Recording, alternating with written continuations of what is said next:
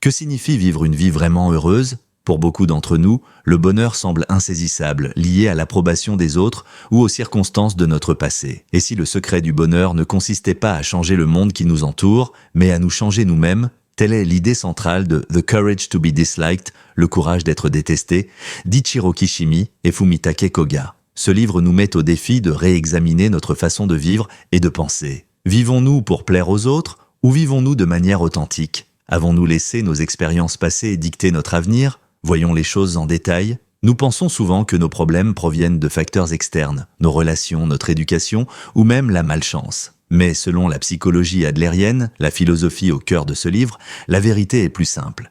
La plupart de nos difficultés sont enracinées dans la façon dont nous choisissons de voir le monde. Pensez-y. Combien de temps passez-vous à vous inquiéter de ce que les autres pensent de vous, à rechercher leur approbation, à essayer de répondre à leurs attentes? Et combien de fois cet effort vous laisse-t-il un sentiment d'épuisement, d'insatisfaction, voire de ressentiment? Les auteurs affirment que pour trouver le vrai bonheur, nous devons cesser d'essayer de contrôler la façon dont les autres nous perçoivent. Nous devrions plutôt nous concentrer sur ce qui compte vraiment, nos propres responsabilités, nos propres tâches.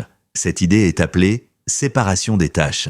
En termes simples, il s'agit de comprendre ce qui est sous notre contrôle et de laisser tomber ce qui ne l'est pas. L'opinion des autres, ce n'est pas votre tâche. Leurs choix ou leurs actions, ce n'est pas votre tâche. Votre tâche consiste à vivre votre vie de manière authentique, avec courage, même si cela signifie que vous n'êtes pas aimé. Mais pourquoi est-ce si difficile? Parce qu'on nous apprend dès notre plus jeune âge que notre valeur est liée à l'approbation des autres. On nous dit qu'il faut s'intégrer, suivre les règles, rechercher la reconnaissance. Cet état d'esprit nous piège. Elle nous pousse à rechercher la validation et à craindre le rejet. Le livre explore également l'idée que notre passé ne nous définit pas. Vous avez peut-être traversé des périodes difficiles ou commis des erreurs. Mais voilà, vous n'êtes pas le produit de votre passé. Tu es le produit des choix que tu fais aujourd'hui. Au lieu de blâmer les circonstances, assumez la responsabilité de vos actes et commencez à construire la vie que vous voulez. Qu'en est-il du bonheur? Les auteurs affirment qu'il ne vient pas de l'argent, du succès, ni même du fait d'être aimé. Le vrai bonheur vient de la contribution, du sentiment d'être connecté aux autres